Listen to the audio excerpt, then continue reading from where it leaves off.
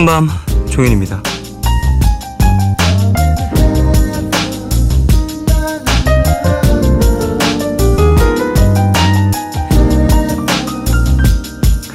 하루 중 가장 좋아하는 시간은 언제인가요? 직장인 200명에게 물었답니다. 96%에 가까운 거의 대부분의 사람들이 이 시간을 이야기했다고 하는데요. 잠들기 전 이불 속으로 들어가는 그때가 제일 행복하죠.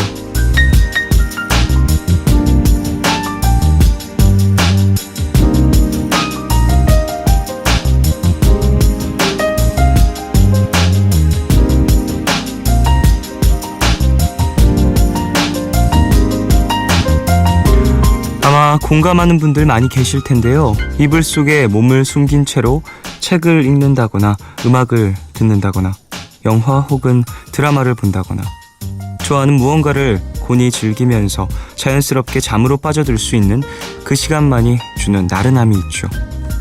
그리고 그 여유를 틈타 지금 라디오에 귀 기울이고 계신 분들 편히 쉬어가시길 바랍니다. 12월 17일 오늘과 내일 사이 여기는 푸른밤입니다.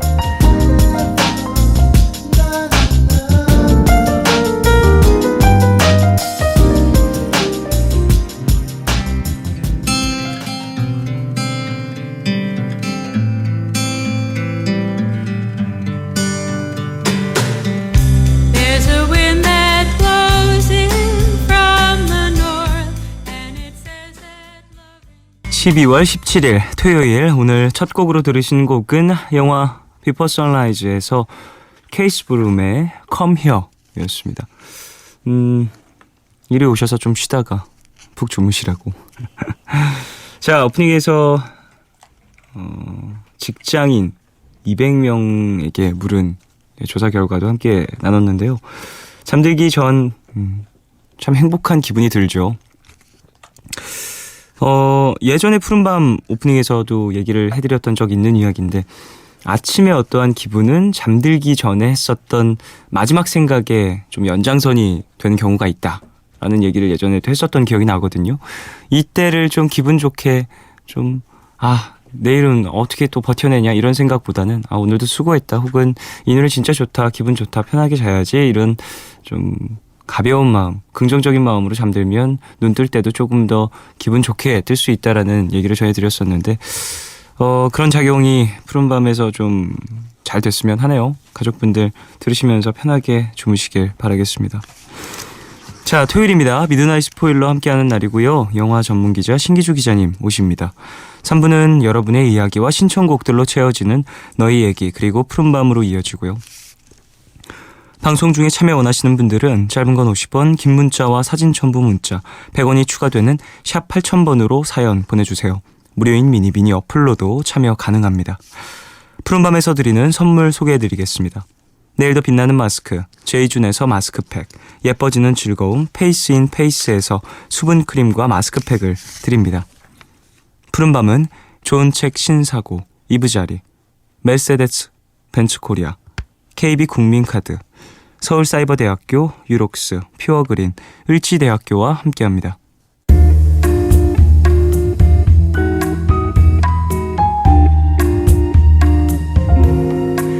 까만 밤 하늘 구름 위에 숨은 별빛은 푸른 밤 나와 함께 하고파.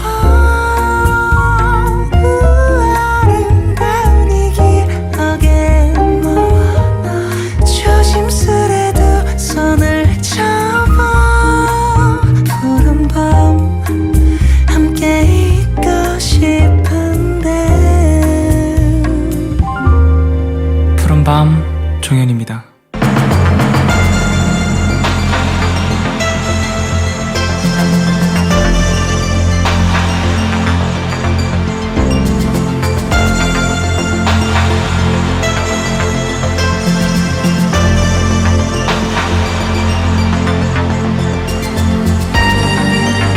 크리스마스가 일주일 앞으로 다가왔죠. 누구와 어디서 무엇을 하며 시간을 보낼 것인가. 이렇게 거창한 계획까지는 아니더라도 약속 하나 생기면 참 좋겠다 싶으신 분들 분명히 계실 텐데요. 크리스마스에 나 혼자 즐길 수 있는 영화는 어떻게 생각하시나요? 미드나잇 스포일러 지금 시작합니다.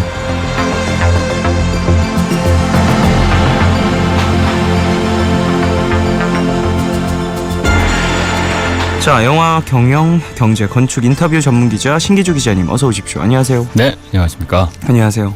네. 벌써 다음 주입니다. 네, 메리 크리스마스. 네. 네. 싫어요. 예, 얘기하지 말아주세요. 크리스마스. 메론 크리스마스. 크리스마스, 예. 뭐 엑스마스라고 하죠. 엑스. 네. 그래요. 크리스마스. 작년 크리스마스 때 뭐 하셨어요, 기자님? 지난해 크리스마스 때는 비선 실세하고 같이 보냈던 것 같고, 재작년 크리스마스는 우리 딸하고 같이 보냈던 것 같고, 뭐 그러네요. 네, 올해는 저는 기억도 잘 안 나요. 뭐 푸른밤 와 있었을 텐데. 정말로 아니려나? 와 있었을 거예요. 네, 아마. 그런 분들을 위해서. 그래요. 제가 준비한 영화가 있습니다. 뭘까요? 나홀로 집에 아니죠? 리브 하드? 뭐죠? 다이하드입니다. 다이하드. 네. 다이하드가 참 영화의 느낌 자체가 네. 엄청 강렬한 영화잖아요. 그렇죠. 일단 혼자서 모든 적을 못 지르는 것부터 시작해서 하지만 네. 항상 배경이 크리스마스예요. 이 영화 내에서의 배경도 네, 내내 크리스마스. 그렇기 때문에 개봉도 그렇고 그렇게 하는 영화여서 종현 씨처럼 그 크리스마스에 특별한 약속이 없다. 집에 있고 싶어 한다. 이 집에 있고 싶어 한다. 사실 집에 있는 게 가장 좋긴 해요, 사실. 아유, 사람도 많고요. 그럼요. 밖에 나가면 이거 뭐 북적북적하고. 그날은 뭐 레스토랑 하나 하면 뭐 예약도 몇 번이나 기다려야 되고 금방 나가라고 그러고 예약할 데도 없고. 맞아요. 뭐 심지어 화이트 크리스마스 여봐. 그럼 완전히 이거는 야, 재앙이야, 눈에서 재앙. 야, 하늘에서 쓰레기가 내리네. 야, 쓰레기가 하늘에서 떨어져. 예.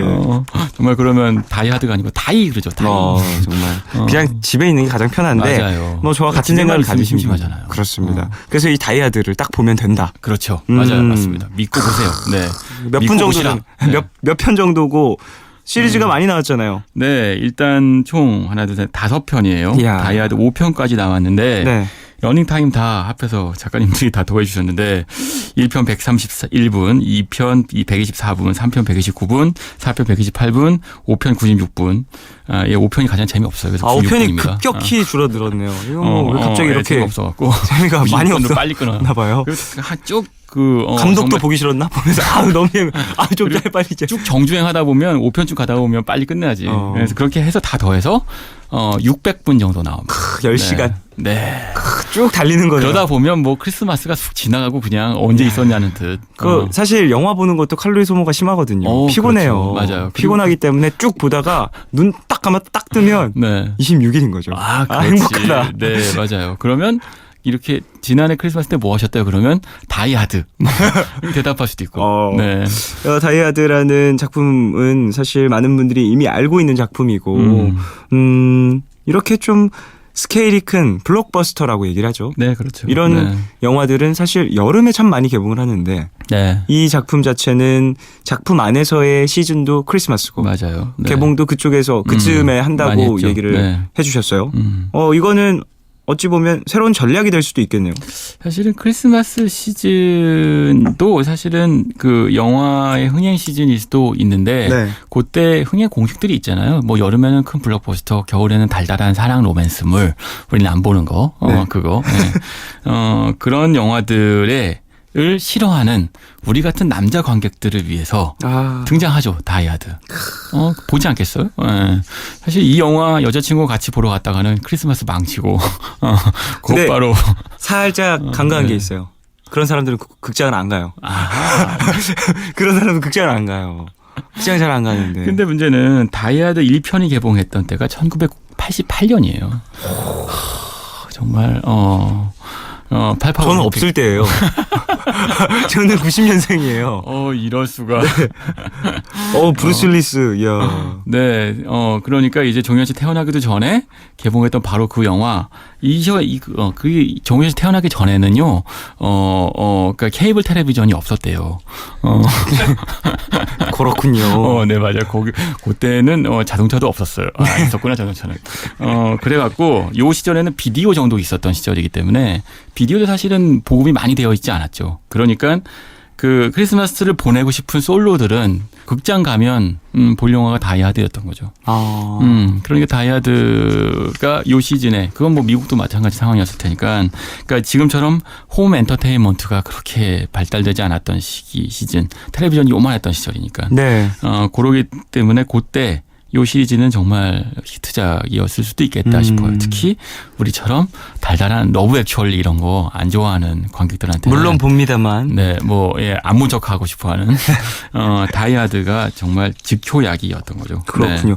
와, 88년도에 첫 번째 영화가 개봉을 했고 네. 2013년도에 5편이 나왔습니다. 맞아요. 이렇게 오랜 시간 동안 계속해서 작품이 나온 어떤 시리즈물도 흔치 않은데요. 드물어요. 맞아요. 저는 사실은 다이하드 4.0 4편이 2007년에 나왔거든요. 네. 그리고 나서 근 7, 8년 만에 다이하드 5편이 나왔는데 2013년이에요.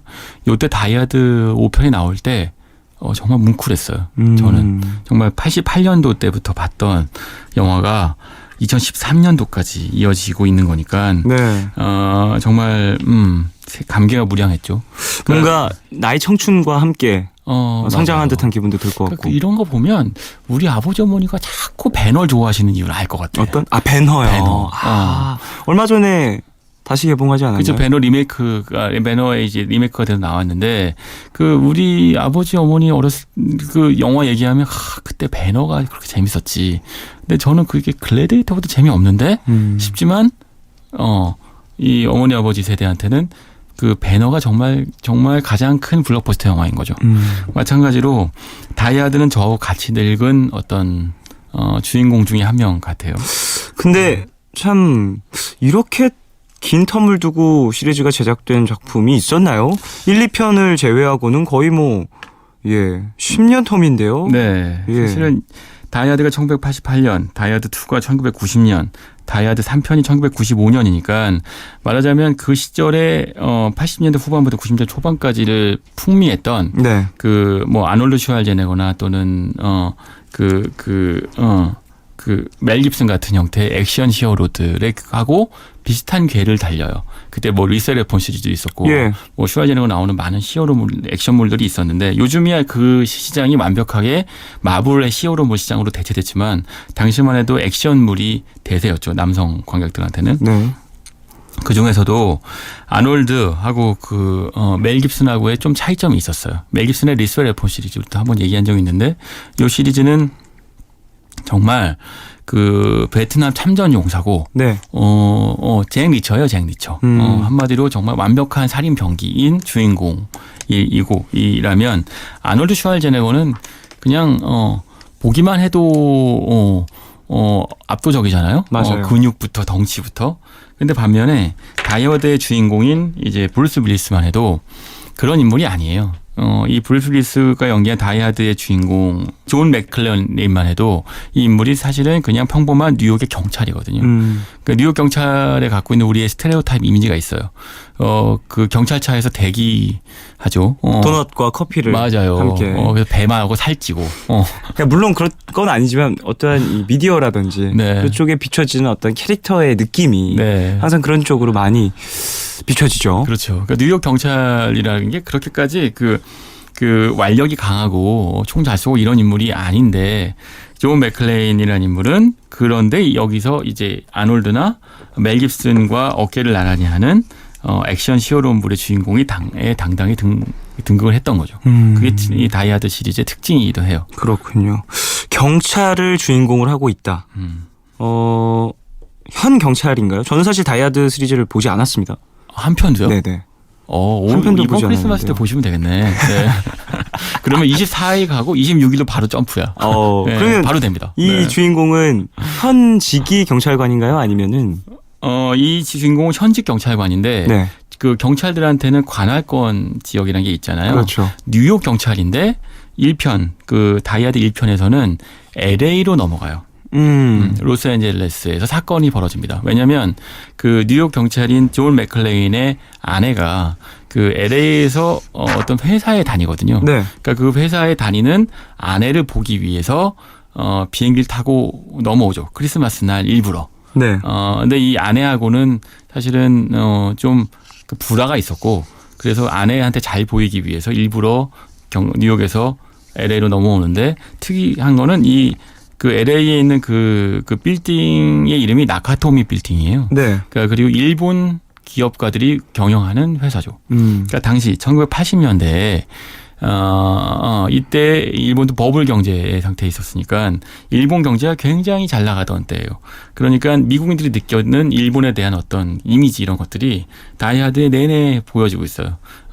그 일본인 경영진들의 어떤 그 딱딱한 그 예의 범절 같은 것들이라거나 아니면 그럼에도 불구하고 굉장히 많은 부유한 부의 과시라던가 이런 것들이 등장하고 그 안에서 아내는 브루스 윌리스의 아내는 그 안에서 이제 일을 하고 있는 거죠.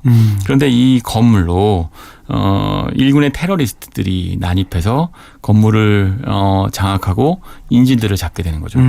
그런데 이 빌딩은 요즘이야말로 흔하지만 당시만 해도 놀라운 초현대식 스마트 빌딩인 거예요.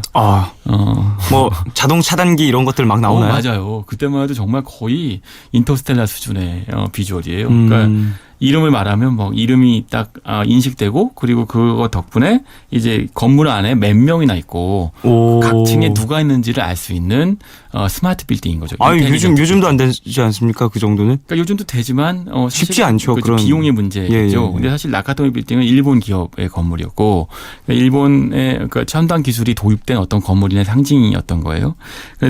특이한 거는 그 테러리스트들이 그래서 그 인텔리전트 빌딩의 특수한 장비를 이용해서 그 빌딩 안에 누가 있는지를 다 파악했는데 아내를 만나러 온 별 볼 일 없는 뉴욕 경찰인 존 맥클레인은 숫자에서 빠진 거죠. 사전 정보가 없었군요. 그렇죠. 초대장에 이름이 올라 있지 않았거든요. 그래서 사건이 시작되는 거죠. 그래서 이 뉴욕 경찰이 LA에서 어떠한 사건을 해결하는 의도치 않는 참전이네요. 그렇죠. 그래서 사실은 이 다이아드 시리즈에 늘 끊임없이 등장하는 존 맥클레인의 그 말투들이 있는데 항상 투덜거려요. 내가 왜 여기에 와서 어쩌다가 이런 일을 겪어서 왜 이런 브루스 윌리스랑 너무 잘 어울려요. 투덜대고 막 고개를 내젓고. 그렇죠. 투덜이 캐릭터. 그리고 이 안에서 보면 다이아드에서 갑자기 사건이 일어나서 옷도 못 챙겨 입어요. 티셔츠 바람에 바지 하나 입고 운동화 신발도 못 신고 맨발로 총도 뺏어서 총싸움을 벌이죠. 그래서 테러리스트들을 하나둘 처치해 가는 거예요. 여기서 이제 그 테러리스트들은 독일계 테러리스트들이었는데 적군파 소속인 것 같아요. 그래갖고 그들은 이제 말하자면 이 빌딩을 통해서 어떤 정치적인 요구를 하는 척하지만 알고 봤더니 돈을 요구하는 거죠. 그 빌딩 안에 있는 금괴를 열기 위해서 그 빌딩을 접수해 놓고서 납치해 놓고서 마치 어떤 정치적인 목적과 이념 때문에 그러는 것냥 시간을 끄는 거군요. 맞아요. 시간을 끌고 이제 금괴를 탈취한 후에는 유유히 사라지려고. 네. 근데 거기서 한 가지 생각 못했던 인물 투덜이 스머프 존 맥클레인이 있는 거죠. 브루스 윌리스가. 그렇군요. 브루스 윌리스 때문에 괴로워하게 되는 거죠. 이게 1편의 이야기인가요? 네, 맞아요. 상당히 흥미롭긴 하네요. 즐거울 것 같은데요. 사실 저는요, 그 이후, 다이아드 이후의 모든 영화에 등장하는 원치 않은데 사건에 휘말렸으나 투덜거리며 그 사건을 해결하는 친데레 스타일의 주인공은 다 브루스 윌리스의 빚을 지고 있어요. 그럴 수 있겠네요. 이제까지의 사건의 주인공들과 완전히 다르거든요. 사실은 멜 깁슨이라고 하는 이 배우가 연기했던 그 리세르폰 시리즈가 이 시기야의 라이벌이었는데요. 네. 리세르폰의 인물은 사실은 정의감이 있어요. 참전 군인이기도 하고. 예. 그리고 근데 대신 이 리세르폰 시리즈의 특징은 그 군인 정의를 실현하는 경찰이 수행하는 문제 해결하는 방식이 폭력적이죠. 그러니까 법을 따르지 않아요. 근데 그거는 사실은 뉴스레폰에서 온 그 특징이 아니고요. 클린트 이스트우드가 1970년대에 연기했던 더티 하리 시리즈가 있어요. 네. 그 더티 하리, 그러니까 이름 말 그대로 더티한, 더러운 하리, 그 형사인데 그 형사는 그 당시의 반문화를 상징했죠. 말하자면 법을 수호하는 경찰이지만 그 누구보다도 법에 저항해요. 그런 시리즈의 연장이 리세라폰이었다면 존 맥클레인은 그러니까 더 다이하드 시리즈는 이제까지하고 차원이 다른 존재인 거죠. 그냥 문화에 저항하지도 않아요. 그냥 난 만사 귀찮고 이런 거에 연루되기 싫지만 어쩔 수 없이 엮였고 그러니까 나는 문제를 해결하겠다. 라는 식인 거죠. 이게 오히려 어찌 보면 일반 관객들한테 훨씬 더 재밌는 태도. 였겠죠. 맞아요. 네. 자, 그럼 저희는 음악을 듣고 돌아오겠습니다. 브루스 윌리스 주연의 TV 시리즈 블루문 특급 중에서 알자로의 문라이팅 듣겠습니다.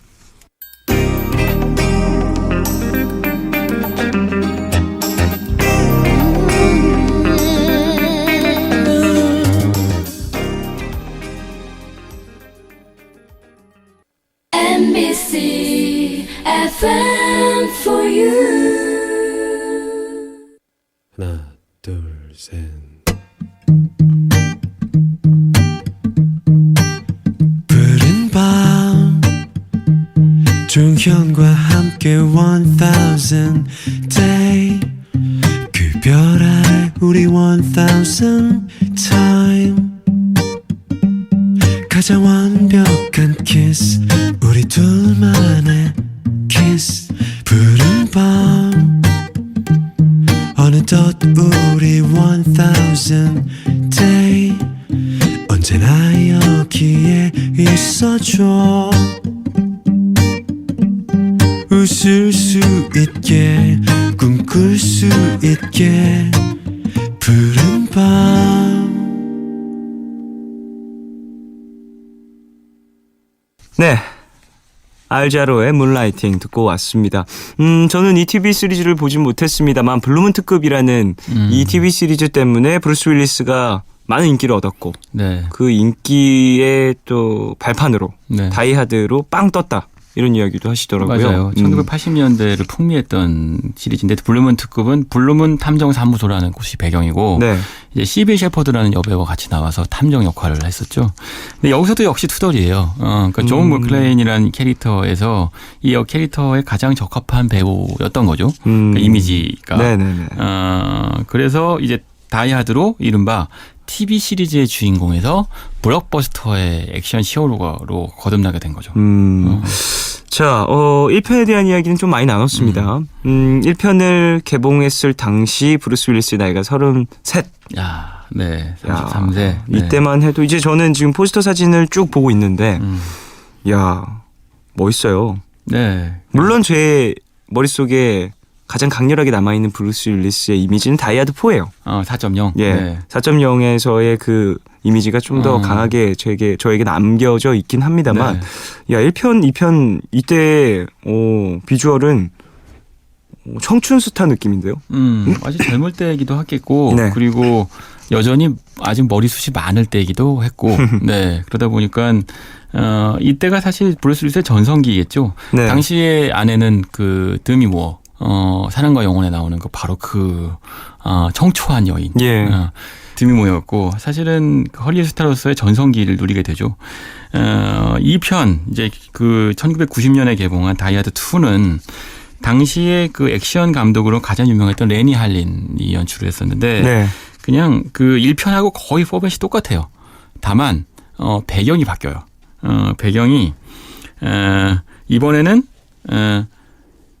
1편에서는 뉴욕에서 LA로 남편이 아내를 만나러 갔잖아요. 이번에는 LA에서 뉴욕으로 아내가 비행기를 타고 남편을 만나러 옵니다. 크리스마스 날. 그런데 크리스마스 날 공항이 테러리스트한테 점령당했네. 아이고. 그런데 사실은 존 맥클레인은 아내 마중 나가러 공항에 갔네. 아이고. 공항이 폐쇄되고 갇혔네. 아이고. 존 맥클레인이 뭐라고 했겠어요. 아니 나는 또 왜 이랬겠죠? 왜 나만 갖고 그래? 왜 맨날 크리스마스 날 그랬겠죠. 좋은 네. 날. 그리하여 사실은 사건이 벌어지는 겁니다. 네. 형태는 똑같아요. 이 편에서는 공항이 배경입니다. 네. 조금 더 민간인들이 많은 공간이에요. 그렇죠. 그리고 사실은 오가는 사람도 많고, 그리고 문제는 이런 거예요. 그 스케일이 더 커졌다는 게 1편에서는 그냥 빌딩 하나였는데 이번에는 하늘을 날아다니는 비행기들이 추락할 수도 있는 거죠. 그렇죠. 테러리스트들이 공항을 장악하고 네. 관제탑을 조종해서 그 비행기한테 잘못된 지령을 내리는 거예요. 그래서 비행기가 그 고도를 잘못 유지하게 해서 지상에 처박게 만들어서 폭발하게 만드는 겁니다. 네. 그리고 그 지상에 있는 모든 등불을 꺼서 이른바 이제 착륙을 불가능하게 만들어서 비행기들이 이제 뉴욕 공항 위를 이제 그 방황하게 되는데, 이제 선의 공항 비행을 하는 비행기들이 시간이 갈수록 이른바 당연히 이제 기름이 떨어질 거 아니에요. 그 연료가. 그렇죠. 그러다 보니까 시간은 없고, 그 안에서 그 중에 비행기 하나에는 아내가 타고 있는 거죠. 그 테러리스트들이 공항을 점거한 데는 어떤 이유가 있을까요? 그 뉴욕으로 오는 비행기 중에 혹시 뭐 중요한 사람이 VIP가 있나요? 뭐 또 그런 척 하는데 사실 결국 또 돈이에요. 아이. 결국 언제나 본질은 인간의 욕망은 돈이고, 그게 가장 네. 관객들로 하여금 설득력이 설득력이 있죠. 있어요. 네, 맞아요. 근데 거기서 한 가지 흥미로운 건요. 1편과 2편에서 연결되는 많은 그 동료 등장인물이 등장하는데요. 그 중에 하나가 방송 기자가 있어요. 그러니까 1편과 2편 모두에서요. 이른바 그 존 맥클레인의 아내인 지네로 맥클레인이 있는데, 이 맥클레인의 아내가 빌딩에 있다는 걸 악당이 알게 된 것도, 또는 맥클레인의 아내가 비행기에 있다는 걸 알게 된 것도, 그 사실 이런 거죠. 존 맥클레인이 굉장히 괴롭히고 있는데 악당들 입장에서 보자면 이 존 맥클레인의 약점이 바로 아내잖아요. 네. 아내의 존재를 드러낸다는 건 상황이 굉장히 위험하게 만드는 일이겠죠. 그런데 어떤 방송 기자가 그의 특종이라며 그걸 보도하는 거예요. 아유. 그래서 이 존 맥클레인도 위험해. 처하죠. 더 노출되는. 네, 1편에서는 위험에 처했고 2편에서는 그래서 어떻게 하느냐. 이 지네로 맥클레인이라는 여자 아내가 방송 기자를 비행기 안에서 전기총으로 때려 눕혀서 화장실에 가둬놓죠. 대단한데요? 네. 좀 코믹적인 요소도 많이 담겨 있나요? 혹시 다이아드? 뭐 아주 유머러스하고요. 네. 사실은. 네, 그리고 영화를 특히 1, 2편을 보시면 아시겠지만 그 이 시절 영화에 아주 향수가 묻어나는 장면들이 있는데요. 영화가 끝나고 나면요, 갑자기 영화의 비율이 화면대 비가 달라지면서 되게 캐롤송 같은 게 흐르죠. 그러면서 말하자면 그 마치 영화가 추억담인 것처럼 영화 버전이 달라지거든요. 영화 보시면 아실 거예요. 아, 그래요? 막 정말 그때만 그 장면을 보면 크리스마스구나 라는 생각을 하게 됩니다. 네. 그러면 눈이 이런 공개되고. 네. 저의 예상으로는 다이아드의 모든 엔딩은 해피엔딩이겠네요. 그렇죠. 그럴 수밖에 없겠네요. 맞아요. 1편과 2편 모두가 다 남편과 아내가 서로 만나서 결국은 서로 약간 이제 티격태격했던 부부가 서로 행복하게 되는 거죠. 그럴 수밖에 없겠네요. 그 프랭크 시나트라 같은 그 고색창연한 음악이 흘러요. 그럼 그건 마치 7, 80년대 관객들의 향수를 자극하는 거죠. 그런 장면으로 1, 2편이 지나가는데요. 네. 그래요. 해피엔드가 아니기 시작하는 건 3편부터입니다. 아, 그래요? 감독이 혹시 바뀌나요? 감독은 1편의 감독이었던 존 맥티어넌이 1편, 2편이 다르군요. 네, 3편에서 다시 맞습니다. 1편의 감독이 돌아옵니다. 네, 2편이 기대만큼의 흥행을 못했거든요. 그래갖고 3편에서는 다시 1편의 감독을 데려와서 이제 연출을 시키는데요. 네. 문제는 무엇이냐? 여기는 아내 가족 등장하지 않습니다. 그러면 어떻게 가나요? 여기서는 브루스 윌리스는 그래요. 이제 언해피하죠. 별거? 이제 따로 좀 지내는 상태. 네. 근데 기묘한 건요. 제가 지금 정확하게 시점이 기억이 안 나는데 브루스 윌리스와 아내인 드미 무어도 안 좋아졌을 거예요. 그 즈음에. 무슨 얘기냐면 브루스 윌리스가 연기한 존 맥클레인이라는 캐릭터 모두가 다 어떤 인생사의 굴곡을 겪는 거죠. 영화 안에서든 영화 밖에서든 배우든 캐릭터든. 오랜 시간 또 이 캐릭터를 연기해오고 이 캐릭터의 생명력이 또 생기다 보니까 네. 그런 어떠한 굴곡이 있는데 그렇죠. 기묘하게도 네. 맞아떨어지는 그걸 순간이 또 이제 있었다. 배우의 굴곡을 캐릭터한테 수용시키기도 하고 또 그래서 배우한테 이제 브루스 리스가 존 맥클레인이 아내에 대한 얘기를 하라고 영화 속에서 다이어트 스트레스 얘기하면 얘기하고 싶어 하지 않고 그런 것들이 되게 미묘하게 겹치면서 관객들이 존 맥클레인이라는 캐릭터에서 브루스 리스라는 배우를 보게 만드는 연출을 하죠. 그렇군요. 유명한 사진이 하나 있어요. 그 베너티 페어라는 잡지에 나온 네. 그 브루스 리스가 드미 무어하고 그 드미 무어의 옛날 남자친구죠. 아주 20살 어렸던가? 애쉬턴 커처? 하고 같이 보트를 타고 가는 장면이 있어요. 근데 브루스 리스가 보트를 운전하고 있어요. 네. 근데 드미 무어하고 애쉬턴 커처가 둘이 뒤에서 껴안고 행복해하고 키스하고 있는 장면. 예. 사진, 유명한 사진이 있죠. 그러니까 브루스 리스의 어떤 가정사와 이제 결혼사는 이때부터 사실은 많은 타블로이드의 어떤 그 추적거리였고요. 네. 그러면서 이제 기묘하게도 존 맥클레인의 삶도 언해피하게 되는 거죠. 자, 그래요. 이런 캐릭터 자체를 오랫동안 연기를 하다 보니 또 이런 어떠한 투영점이 생기는 부분도 있는 것 같습니다. 자, 노래를 듣고 와서 이야기를 좀 더 나눌까요? 브루스 윌리스가 발표한 음반 가운데 Under the Boardwalk 듣고 오겠습니다. Bruno. Hey, what's up, fellas? Hanging out down here with us under the boardwalk. Yeah, man, I got my lady down. Let's throw down. When the sun beats down and melts the tar up on the roof. 브루스 윌리스의 Under the Boardwalk 듣고 왔습니다. 노래도 불렀었군요. 네. 가수로서도 히트했다고 합니다. 이 곡 자체가. 그러게요. 놀랍네. 역시 다이하드야. 네. 자, 그래요. 브루스 윌리스에 대한 얘기도 나눴고 다이아드에 대한 얘기도 쭉 나눴는데 네. 브루스 윌리스가 상당히 친숙한 배우잖아요. 그렇죠. 외화 시리즈가 한국에 많이 소개됐던 시기에 유명했던 네.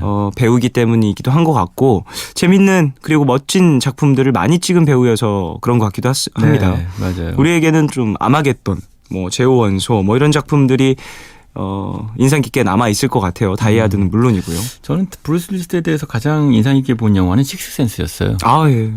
식스센스의 반전은 이젠 다 알고 그렇죠. 계시겠죠. 예. 브루스 윌리스가 귀신이다. 네네. 네.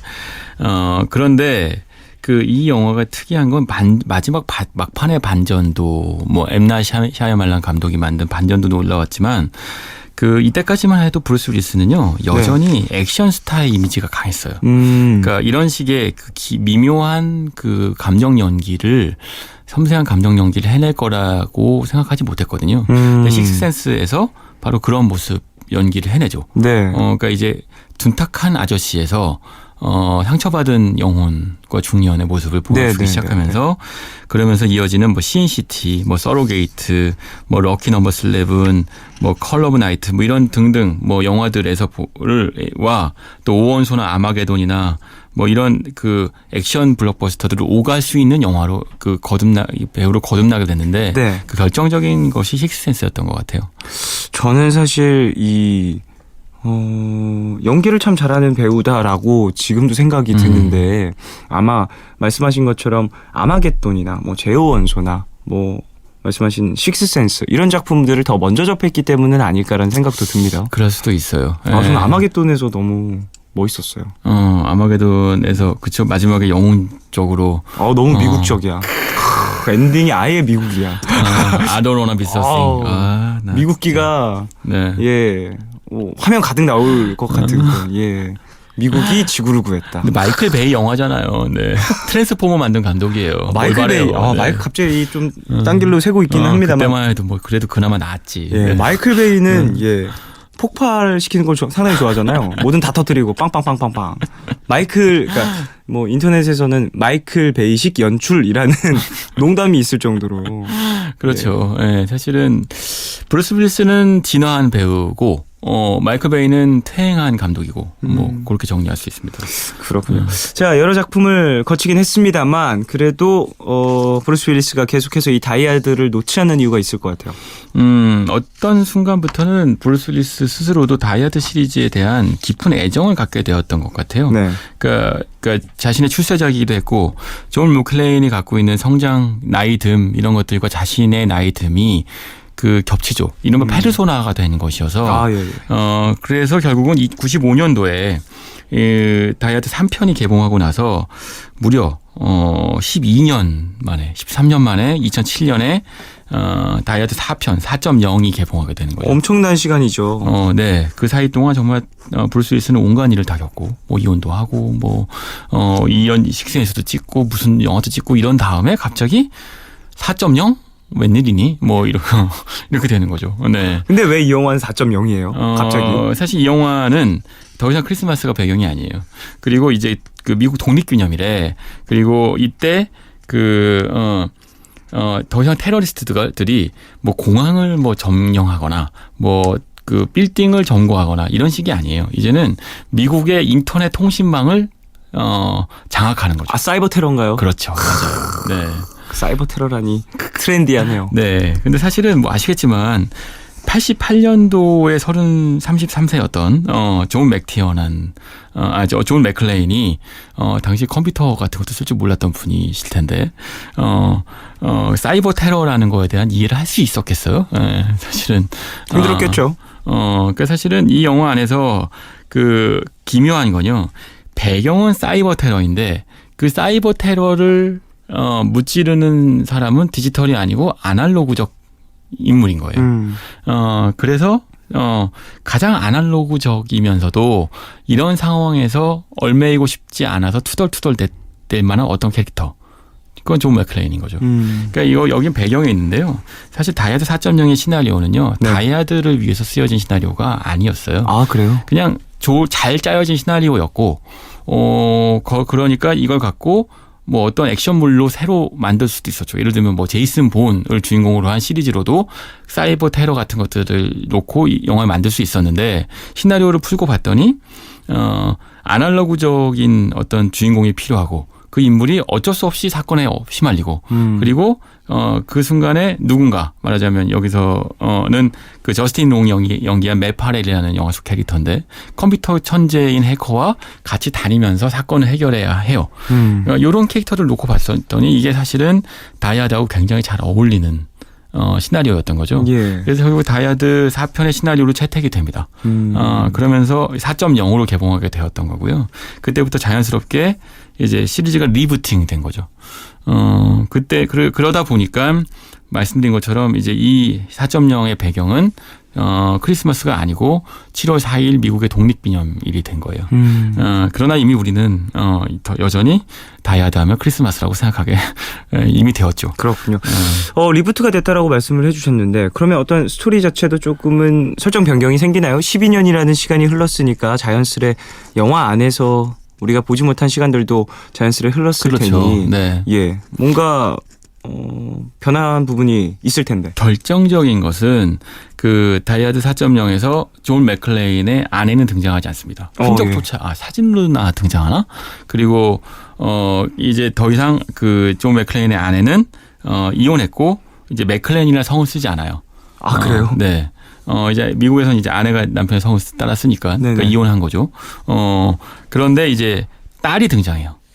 루시 맥클레인인데 네.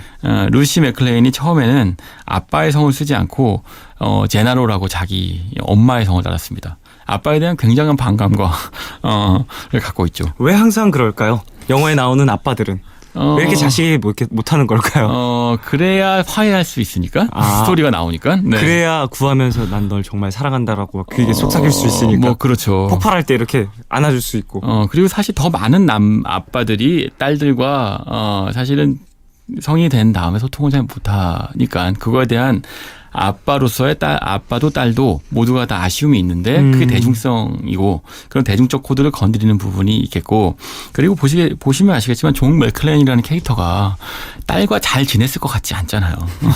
얘기만 들어도요. 그렇죠. 이렇게 투덜이 아빠는 그렇죠. 왠지 네. 휴일에도 집에서 TV만 보려고 할 것 같고 맞아요. 네. 피곤하다고 계속 잠만 잘 것 같고 맞아요. 소파에 네. 누워서 잠든 줄 알았는데 리모컨을 만지니까 아빠 안 잔다 이렇게 말할 것 같고 아빠 아직 안 잔다. 맞아요. 그럴 것 같은 이미지인데요. 정확하게 물론 4.0에서 그런 식의 디테일이 다 나오지 않지만 이 루시 맥클레인과 존 맥클레인의 대화만 몇 개 들어봐도 이 남자가 어떤 남자였고 아빠로서는 빵점이구나. 남편으로서도 마이너스 100점이고 가정으로서는 적합하지 않은 어떤 인물이었구나라는 거를 미루어 짐작할 수 있죠. 그런데 4.0에서 이제 사이버 테러라고 하는 거대한 사건에 엮이게 되고 그래서 워싱턴을 오고 가면서 이 테러를 저지하는 과정에서 이제 딸과 화해를 하게 되고요. 그러면서 어떤 맥락이 나오냐면 그 루시 맥클레인, 그러니까 이 딸이 처음에는 엄마 성인 제나로라는 성을 루시 제나로예요라고 나를 설명하다가 이제 테러리스트한테 잡혀요. 네. 그래갖고 이 테러리스트들과 협상하고 아빠가 자기를 구하러 오고 과정에서 아빠의 모습을 보면서 네 이름 뭐야 그랬더니 루시 맥클레인이에요라고 이야기를 하죠. 좀 그런 좀 감동적인 코드도 있군요. 살짝 보여주는데 흥미로운 거는 존 맥클레인과 루시 맥클레인 모두가 다 다이하드예요. 다이하드는 뭐 독종이라는 뜻이죠. 말하자면 말 그대로 루시 맥클레인도 테러리스트한테 잡혀 있으나 그러나 통화가 될 때는 이런 거죠. 딸이 테러리스트한테 잡혀 있으면 아빠도 벌벌 떨 것 같고 네. 딸도 막 울 것 같은데 이 부녀는 안 그래요. 존 맥클레인하고 통화를 시켜주니까 악당이 그랬더니 루시 맥클레인이 자 여기 위치는 어디예요? 라고 얘기를 해요. 정보를 먼저 네. 넘겨주는군요. 그거 같은데요. 테이큰에서도 맞아요. 그러잖아요. 네, 그렇죠. 예. 사실은 이 테이큰 시리즈도 어찌 보면 다이하드 시리즈에 빚을 진 부분이 있을 겁니다. 네. 그만큼 다이하드 시리즈는 오랜 세월을 거치면서 많은 액션 히어로 장르에 영향을 끼쳤다. 씨를 뿌렸죠. 영향을 미쳤죠. 네. 4편까지 얘기를 했는데 가장 최근작이 5편이죠. 네, 그거는 넘어가는 걸로. 네. 알겠습니다. 5편은 뭐 최근작이야 뭐. 네. 보시다가 1, 2, 3, 4편 보시고 마음에 드시면 뭐 90분입니다. 네. 짧은 편이니까. 5편에서는요, 사실은 이제 아들이 등장해요. 그래요? 뭐 온 가족이 다 출동해. 네. 근데 원래 아들이 있었습니까? 네. 이게 아들이 이제 딸이 있다고 그 1편에서 언뜻 언급하거든요. 네. 그 아들 딸에서 잭 맥클렌이 등장하는데 이게 무슨 뭐 족벌 정치도 아니고 이제는 정말 4편에선 딸, 5편에선 아들인데 이 아들이 제이 코트니가 연기했어요. 네. 근데 이 인물은 알고 봤더니 CIA 요원이었던 거예요. 아들은 또. 어떻게 그래요? 아들이 네. 직업을 모를 수 있죠. CIA면 더더욱이나. 그런 거죠. 딸하고도 소통 안 하는데 아들하고는 정말 목욕탕도 가고 그래야지. 등도 밀어주고 같이 어렸을 때 그랬어야 되는데. 그러게요. 예. 그런 걸 안 한 바람에 이 아들이 삐져갖고 CIA 요원이 된 거죠. 대단한 비짐이네요. 맞아요. 네. 그래서 이 영화의 배경은요, 모스크바예요. 네. 이번에도 모스크바입니까? 네, 모스크바에 가서 아들을 만나는데 아들이 CIA 요원이었던 거죠. 알고 봤더니. 그리고 이 부자가 이제 어찌 하다가 그 체르노빌 원전 폭발이 있었던 그곳까지 가서 이제 악당들과 싸우는 이야기가 나오는데요. 네네네. 사실은 이쯤 가면 그렇죠. 아들과 아버지가 같이 싸우는 이야기라고 하는 훈훈함 정도는 이해하고 존 맥클레인을 사랑하긴 하는데 애정하긴 하나 그러나 황당무계함의 극치죠. 네. 그러니까 존 맥클레인과 다이하드라고 하는 시리즈가 그 지적 자산인 거죠. 말하자면 어떻게든 살리면 또 소모가 돈을 되는 벌 수도 있는. 5편도 역시 재미없었지만 저도 재미있게 봤어요. 재미없었지만 그래요. 애정에서 봤기 때문이고 6편도 저항하고 싶지만 나오면 보게 될 것이다. 그게 되겠죠. 네.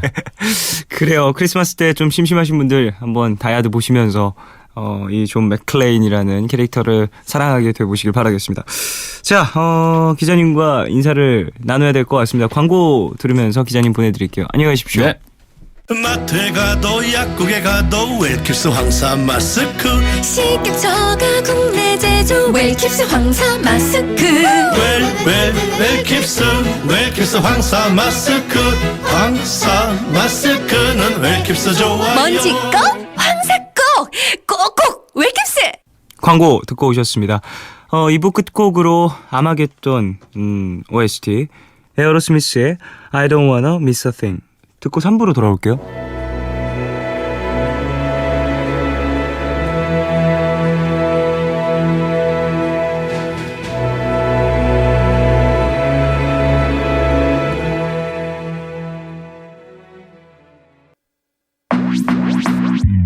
오늘과 내일의 애매함 그 경계선 사이 시작과 끝이 만난 시간 작별과 만남의 인사 안녕 또 다른 안녕 매일 하지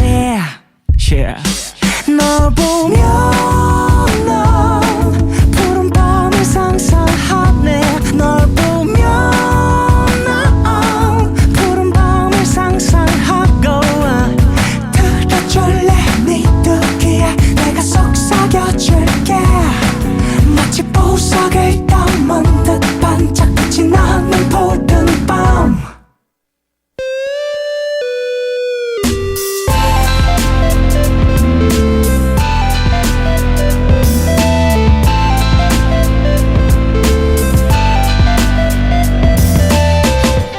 푸른밤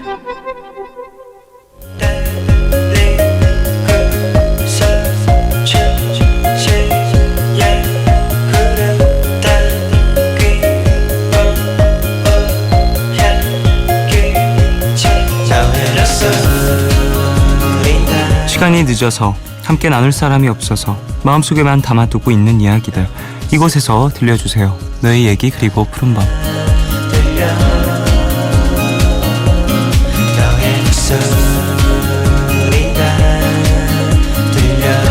이 시간 참여 원하시는 분들은요 푸른밤 홈페이지 사연과 신청곡 게시판에 글 남겨주시면 되고요. 손편지는 서울시 마포구 성암로 267 MBC 라디오 푸른밤 앞으로 보내주시면 됩니다. 사연 만나볼까요? 5962님 쫑디는 전생이 있다면 전생에 뭐였을지 생각해 본 적 있어요? 저는 전생에 저희 집 붙박이 장이었을 것 같아요. 그러지 않고선 이렇게까지 집에 있을 수가 없거든요. 밖에 나가면 꼭 뭔가 스트레스 받는 일이 생겨서 그러는 걸까요? 전 집에 있는 게 너무 좋아요. 가끔 지겨워도 집이 낫더라고요. 꽃잠 프로젝트의 홈 신청합니다 라고 보내주셨어요. 저도 이 노래 진짜 좋아하는데 꽃잠 프로젝트의 홈 예전에도 푸른밤에서 한번 소개해드린 적이 있는 것 같은데 가사도 참 인상 깊은 그런 곡입니다. 듣기 되게 편안한 그런 곡이죠. 전생에 대한 이야기도 앞서 해주셨는데요. 글쎄 저는 사실 이런 걸 크게 믿거나 그러진 않는데 재미로 좀 생각을 해보면 전 사람은 아니었을 것 같다는 생각은 들어요. 좀 글쎄 전생 그리고 후생 뭐 이런 게 있으면 동물로 태어나고 싶다는 생각도 해보고 개나 뭐 이런 거 강아지나 이런 거 정말 좋아해서 개로 한번 태어나보면 어떨까라는 생각도 해보고요. 근데 뭐 그거야 뭐 원래 항상 전생과 후생의 이야기의 가장 기본적인 메커니즘은 기억이 지워진 이후에 다시 태어나는 거라서 저는 알 수가 없잖아요. 그래서 이런 생각도 해보고 그러는 것 같아요. 전생에도 동물이지 않았을까요? 왠지 사람은 아니었을 것 같은 생각이 듭니다. 꽃잠 프로젝트의 홈 5962님이 신청하신 노래 듣고 올까요?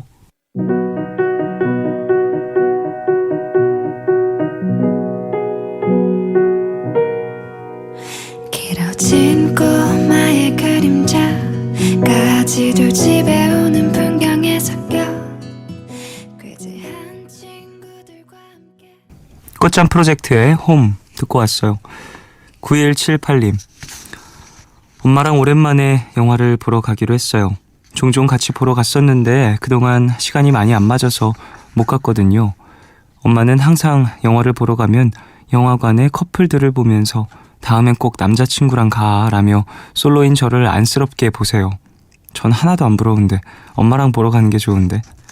그래도 엄마의 바람대로 좋은 사람을 만나고는 싶네요. 레트로 펑키의 내 편 신청합니다. 라고 보내주셨어요.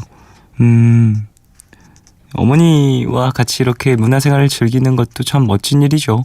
예, 뭐 좋은 사람, 내가 사랑하는 이성 친구 혹은 내가 사랑하는 이 아니면 뭐 친구들과 보는 것도 너무너무 좋긴 합니다만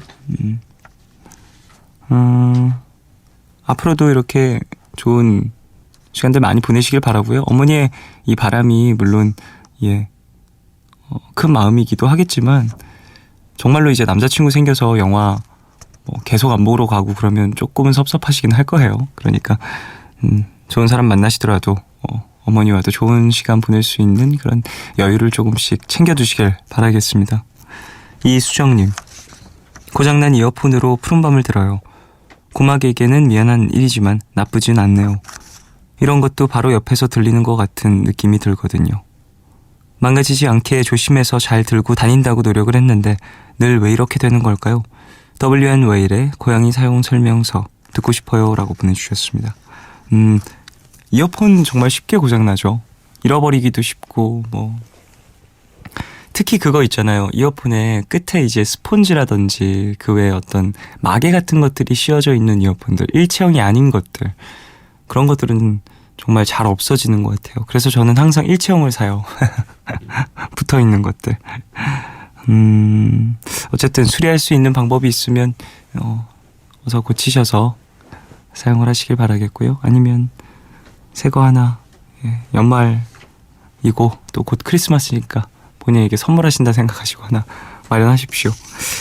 레트로 펑키의 내 편, 9178님 신청곡, WN 웨일의 고양이 사용 설명서, 이수정님 신청곡 두 곡 듣고 오겠습니다.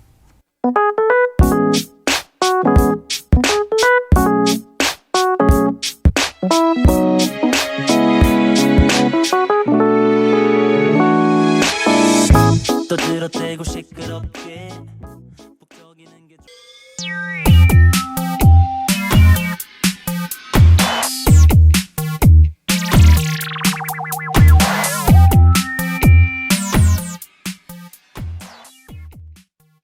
레트로 펑키의 내 편, WN 웨일의 고양이 사용 설명서 두 곡 들었습니다. 5148님, 진짜 오랜만에 영화를 보러 갔는데 영화에 나오는 거리들이 엄청 익숙하더라고요. 유심히 살펴보니까 평소 자주 다니던 길도 나오고 저희 집에서 5분 거리, 10분 거리에 있는 장소들인 거 있죠. 너무 신기했어요. 평소엔 아무런 생각 없이 걸었던 길이었는데 영화를 보고 나니 그 배우가 이 길을 지나갔었지 하며 괜히 흐뭇해지더라고요. 박지훈의 바래진 기억에 신청해요 라고 보내주셨습니다. 이런 경우가 종종 있죠. 나의 동네가 드라마 혹은 영화 어떠한 매체에서 소개가 되어서 배경으로 나와서 유명해지는 경우들이 종종 있는데요. 제가 그 낙산공원 주변에서 살았었거든요. 그 동대문 위쪽에 이제 대학로로 넘어가는 그 주변에서 제가 살았었는데 낙산공원 저에겐 되게 그냥 익숙한 곳이었어요. 해화동으로 넘어가려면 이제 낙산공원을 넘어서 이제 내려가면 저의 중학교가 나왔습니다. 거기 그래서 친구들하고 거의 매일 가다시피 왔다 갔다 했던 곳이었는데 드라마에 한번 나오면서 되게 많은 사람들이 모이기도 했고 그리고 이제 그 동네에 낙서가 되게 예쁘게 되어 있는 곳들이 또 많이 있거든요. 그곳이 또 유명해지면서 사람들이 그 낙서를 보러 오기도 하고 그래서 저 같은 경우는 이제 중학교 때 거의 일상적으로 나의 주변에 있었던 것들이 그렇게 유명해지니까 순간 되게 뭐지? 되게 조금은 뭔지 모르겠는데 질투심 같은 것도 막 나고 그랬었어요. 어렸을 때. 왠지 나만 알고 있었던 이런 공간이었는데 이게 사람들한테 많이 알려졌구나 하는 그런 못된 마음도 살짝 들긴 했었었는데 나중에 생각해보니까 그런 것들이 하나둘 알려지고 예쁜 곳들이 생긴다라는 이제 홍보 효과 같은 것들이 있다 보면 거기에 사는 사람들한테도 좀 이래저래 좋은 추억들이 생기는 것 같다는 생각을 해봅니다. 0992님. 오늘은 사랑하는 남편의 51번째 생일입니다. 경기가 안 좋아서 하는 일에 많이 지쳐 있지만 함께 할 수 있는 가족들을 생각하면서 힘내라고 응원을 해주고 싶네요. 당신의 생일을 축하해요. 남편이 좋아하는 김필의 청춘 신청해요 라고 보내주셨습니다. 생일 축하드리고요. 가족과 함께 좀 따뜻한 아침 식사하셨으면 하네요. 그래요. 경기가 좋지 않아서 좀 많이 힘들어 하신다라고 하는데 이렇게 또 가족들의 힘과 응원이 있으면 거뜬히 버텨내실 수 있을 거라고 생각이 듭니다. 또 이런 시기가 지나서 또 좋은 날이 또 오면 나중에 그때 진짜 힘들었었는데 서로 이렇게 잘 기대고 버티면서 더 단단해졌었지 우리, 이렇게 얘기 나눌 날이 어서 오길 바라겠습니다. 박지은의 바래진 기억에 2548님 신청곡이고요. 김필의 청춘 0992님 신청곡 두 곡 듣고 오겠습니다.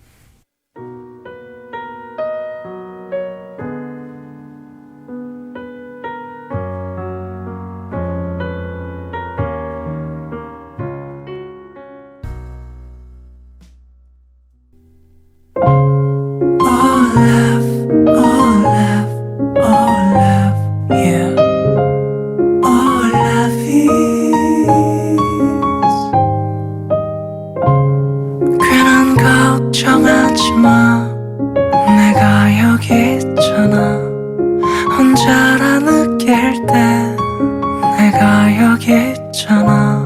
Oh love, 사랑이란 oh love, 무슨 일이 있든 항상 곁에 있어주는 것 yeah.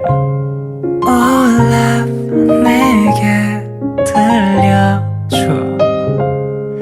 내 얘기. 듣고 싶은 밤 푸른 밤. 너의 얘기 그리고 푸른밤 함께하고 계세요. 김형성님, 안녕하세요 쫑디.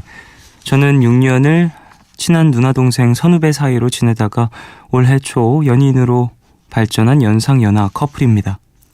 여자친구와 저는 일본에서 거의 8년째 지내고 있는 유학생인데요. 여자친구는 지금 박사 과정 중에 있고 저는 내년 4월부터 일본 기업에서 일을 하게 되었습니다. 제가 지금 한국에 잠시 있게 돼서 장거리 커플이 돼버렸는데요. 300일을 함께하지 못해서 미안한 마음에 푸른밤에 사연을 보냅니다. 지금 오사카에서 듣고 있을 희재야. 그동안 나랑 만나줘서 너무 고맙고 미안하고 사랑해. 항상 부족한 남자친구지만 앞으로 더 나아지는 모습을 보여줄게. 앞으로도 서로 잘 챙겨주며 예쁘게 오래오래 만나자. 신청곡은 여자친구가 좋아하는 노래를 신청할게요. 랜덤 피그의 Falling in Love at a Coffee Shop. 부탁해요 라고 보내주셨어요. 그래요. 300일인데 이렇게 좀 멀리 떨어져 계셔서 좀 이래저래 마음이 안 좋으실 것 같은데요. 이렇게 긴 문자로 사연으로 또 마음을 전달하셨으니까 푸른밤이 또 잘 소개를 해드리고 또 노래도 틀어드리고 하겠습니다. 6년 정도 친한 누나 동생 선후배로 지내시다가 연인이 됐다고 하셨는데 이런 경우들이 종종 있잖아요. 근데 참 이게 어찌 보면 잘 아는 사람과 더 깊어지는 어떤 순간이 될 수도 있는데 신기한 것 같아요. 저도 가능할 것 같거든요. 불가능하다고 생각하진 않는데 오래 알게 된 어떤 관계에서 관계의 모양을 변화시킨다는 것 자체가 사실 쉽지가 않잖아요. 머릿속에 어떤 그 사람의 이미지라든지 캐릭터라든지 이런 것들이 좀 크게 박혀있는 시기일 수도 있는데 6년이라는 시간이 어쨌든 300일 정도 잘 만나 오셨다고 하니까 일본 돌아가셔서 좋은 곳에서 맛있는 것도 드시고 좋은 분위기에서 얘기도 많이 나누시고 하시길 바라겠습니다. 김연서님, 푸른밤을 들은 지는 1년 정도 되었는데 이렇게 신청곡을 보내는 건 처음이네요. 그래서 왠지 별일 아닌데도 무척 떨려요. 제가 이 밤에 듣고 싶은 노래는 트로이 시반의 블루입니다. 제목부터 푸른밤과 어울리는 노래인데요. 이 노래 저의 자장가예요. 이 노래를 듣지 않으면 잠이 안 오더라고요. 쫑디는 쫑디만의 자장가 없나요? 라고 보내주셨어요. 자장가? 자장가가 딱히 있는 건 아닌 것 같아요. 잘 때 이 노래를 꼭 들어야 한다라든지 아니면 이 곡을 들으면 잠이 온다라든지 이런 느낌이 있는 곡은 딱히 없는데 자기 전에 하는 행동은 꼭 있는 것 같아요. 저 자기 전에 되게 동영상 많이 보다 자요. 휴대폰으로 이렇게 동영상 사이트에서 이런저런 영상 진짜 많이 보다가 잠들기 전에 항상 좀 그런 영상 봐요. 다큐멘터리도 이제 우주 관련되어 있는 거, 자연 관련되어 있는 다큐멘터리들 있죠. 조금 막 되게 정적이고 현실과 좀 동떨어져 있는 듯한 느낌이 나는 다큐멘터리들. 우주 다큐멘터리들이 진짜 그런 것들이 많더라고요. 뭐 우주의 신비라든지 우주의 크기, 팽창하는 우주 막 이런. 제가 가장 최근에 봤었던 것 중에 제일 재밌었던 다큐멘터리 영상은 되게 옛날 영상이었는데 2차원과 3차원의 차이점을 설명하는 것과 3차원과 4차원의 차이점을 설명하는 것. 근데 그 영상의 결론이 뭔지 아세요? 우린 3차원에 살고 있어서 아무리 설명해도 4차원을 이해 못한다였어요. 그걸 40분 동안 보고 있었어요, 제가. 마지막에. 그래서 어떻게 설명해 줄 건데, 어떻게? 마지막에 딱 보고 나니까. 그러니까 설명 못한다는 거야? 뭐야? 그러다 허무하게 좀 잠들었었습니다. 랜덤 피그의 Falling in Love at a Coffee Shop. 김영성님 신청곡이고요. 트로이 시반의 블루. 김연서님 신청곡 두 곡 듣고 오겠습니다.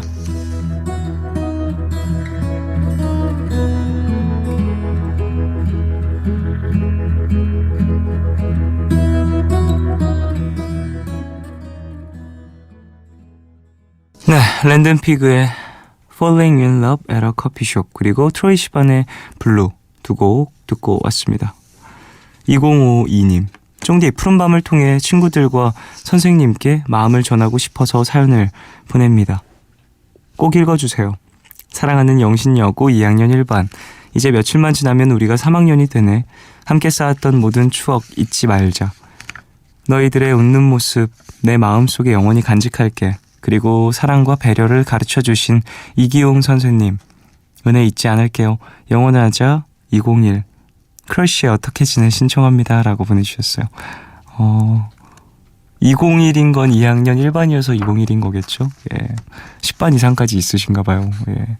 어쨌든 그래요. 이렇게 연말이 되면 내년이 되면 우리가 이제 같은 공간에서 공부하지 않는다라는 생각에 막 이런저런 복잡한 마음이 들 수도 있는데요. 이렇게 마음을 좀 나누고 서로 지난 1년간 있었던 추억들도 한번 나누고 하면서 되새기고 예, 우정을 돈독히 하는 것도 참 좋은 것 같습니다. 그리고 선생님도 빼놓지 않고 이렇게 챙겨주시고 예, 앞으로도 자주자주 학교가 바뀌는 건 또 아니니까 연락도 나누고 인사도 나눌 수 있을 거라고 생각을 해요. 3학년이 되면 이래저래 신경 쓸 것들이 많아질 텐데 예, 잘 해내시길 바라고 영신여고라고 보내주셨죠. 예, 영신여고 학생 여러분들 다들 힘내십시오. 그 외에 또 이제 공부하고 계시고 3학년 되시고 학기가 바뀌고 해서 심란하신 많은 분들 힘내시길. 박다영님, 안녕하세요 쫑디. 수능 나고 논술까지 보느라 이제야 푸른밤에 사연을 남깁니다. 이제 모든 시험이 다 끝나서 친구랑 서울에 있는 놀이공원을 가려고 지금 계획을 세우고 있는데요. 너무 설레요. 그리고 오늘 난생 처음으로 렌즈를 사서 껴보려고 연습을 했는데 눈동자를 500번은 만진 것 같은데 손에서 렌즈가 떨어지질 않아요. 쫑디 렌즈 자주 끼죠? 팁 같은 거 없을까요? 신청곡은 휘성의 Raindrop 틀어주세요 라고 보내주셨습니다. 저도 눈이 꽤 안 좋은 편이어서 저도 한 21살, 20살 전부터 꼈던 것 같아요. 예, 한 19살부터 렌즈를 착용을 했던 것 같은데요. 그 전에 안경을 쓰다가 초등학교 때도 전 안경을 썼었거든요. 근데 하도 부러뜨려 먹고 깨먹고 잃어버리고 그러다 보니까 중학교 올라가선 거의 안 쓰게 됐어요. 제가 귀찮아서 그냥 흐리멍텅한 세상에서 계속 살다가 고등학교 때 19살 즈음에 렌즈를 끼기 시작했는데 저는 처음 낄 때부터 좀 무섭거나 뭐 그러진 않았었거든요. 그러니까 렌즈라는 것이 이제 눈동자 위에 탁 얹혀지는 거잖아요. 그러니까 일단 되게 손이랑 렌즈를 깨끗하게 세척하는 게 가장 첫 번째인 것 같고요. 그 다음에는 최대한 막 뭐라고 해야 되죠? 터치 없이 한 번에 딱 놓는 게 제일 좋은 것 같기는 해요. 너무 많이 만지게 되면 또 이물질이 들어가기도 하고 그래서 다시 세척을 하고 하는 게 좋기는 한데 이거는 습관이랑 그리고 눈을 뜨는 어떤 방법들을 좀 스스로 익혀야 되는 부분이어서 예, 제가 뭐라고 말씀을 드리기가 저는 거울 없이도 껴요 렌즈. 거울 없이도 끼고 한 손으로도 껴요 렌즈를. 어떻게 끼더라? 저는 그냥 이제 많이 피곤하거나 하면 눈이 렌즈를 뱉거든요. 눈이 건조해지면서 감았다 뜨다 하면은 이제 렌즈를 눈에서 툭 튀어나와요. 뱉는 것처럼 정말로. 그러면 그때 되게 저 예전에 그런 적 있어요. 촬영 중에 갑자기 그래서. 근데 이 컷 자체가 이제 끊으면 안 되는 그런 촬영이어서 렌즈가 툭 빠진 거예요. 그래서 근데 렌즈가 툭 빠졌는데 이제 제 볼에 그게 붙어 있었어요. 그래서 와 이거 어떡하지 하고서 이따가 렌즈를 손에 딱 올리고 안 되겠다. 일단은 지금 촬영을 계속 해야 되니까 최대한 한 번에 내가 이걸 넣을 수 있으면 넣고 촬영을 끝내고 아니면 촬영을 끊자. 처음부터 다시 찍자. 원테이크였어가지고 그런 생각으로 눈을 최대한 크게 뜨고 그냥 저의 감으로 딱 넣었거든요. 근데 그때 딱 들어가서 촬영을 했었던 기억이 갑자기 나네요. 이건 좀 하루 이틀 좀 익숙해지면은 예, 사연자분도 아마 요령이 생기실 거라고 생각이 듭니다. 근데 너무 많이 만지지 마세요, 진짜. 예. 상하니까 눈도. 크러쉬의 어떻게 지내 2052님 신청곡, 휘성의 레인드롭, 박다영님 신청곡 두 곡 듣고 오겠습니다.